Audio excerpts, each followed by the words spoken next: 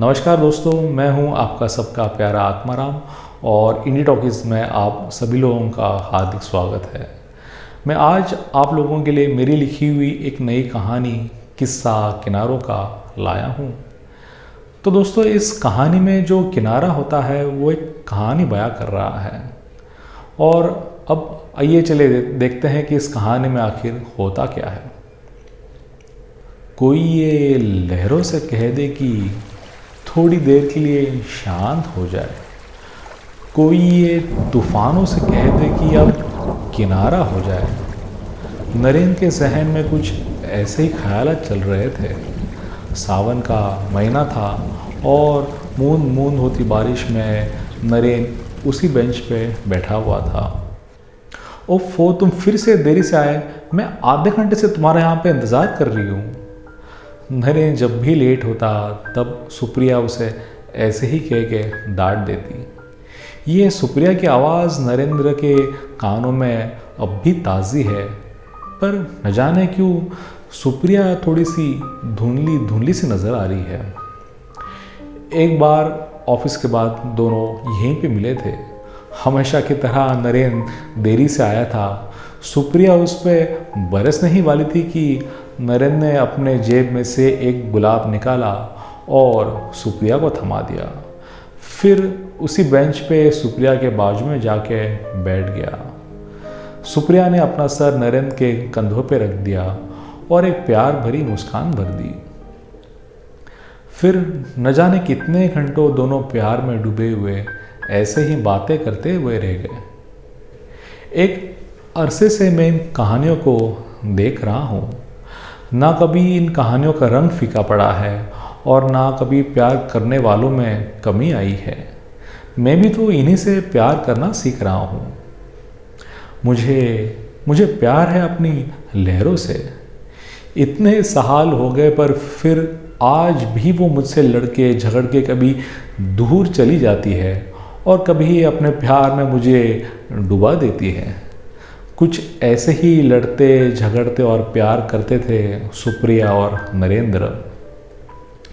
रोज़ सुबह सुबह सुप्रिया को ऑफिस छोड़ना, शाम को उसको घर ड्रॉप करना, चलते चलते एक दूसरे का हाथ पकड़ लेना, कितना प्यार करते थे दोनों एक दूसरे से। पर अब न जाने क्यों दोनों इतने रूखे से लग रहे थे। कुछ दिन पहले सुप्रिया भी आई थी।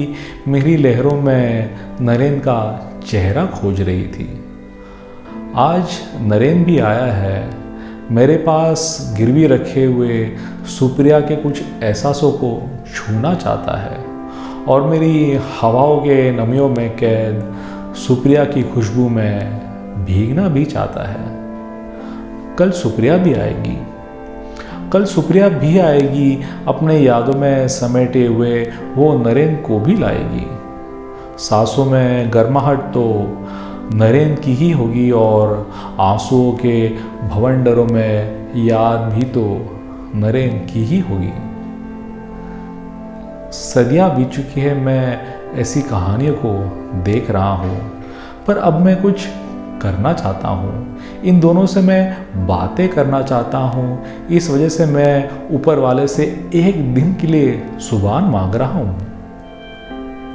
मैं दोनों को कहना चाहता हूँ, एक बार साथ बैठ के तो देखो, आंखों से बातें करके तो देखो, फिर से एक बार इन लहरों में भीग के तो देखो। यारो, मेरे लिए ये एक बार करके तो देखो। अब नरेंद्र के कंधों को किसने तो छुआ है। सुप्रिया आई है। नरेंद्र कुछ कहने ही वाला है कि सुप्रिया ने अपने पर्स में से एक गुलाब निकाला और नरेंद्र को थमा दिया। फिर नरेंद्र के कंधों पे अपना सर रख के उसके बाजू में बैठ गई। अब दोनों के हाथ एक दूसरे के हाथों में हैं और एक लंबी सी पर एक प्यार भरी खामोशी है।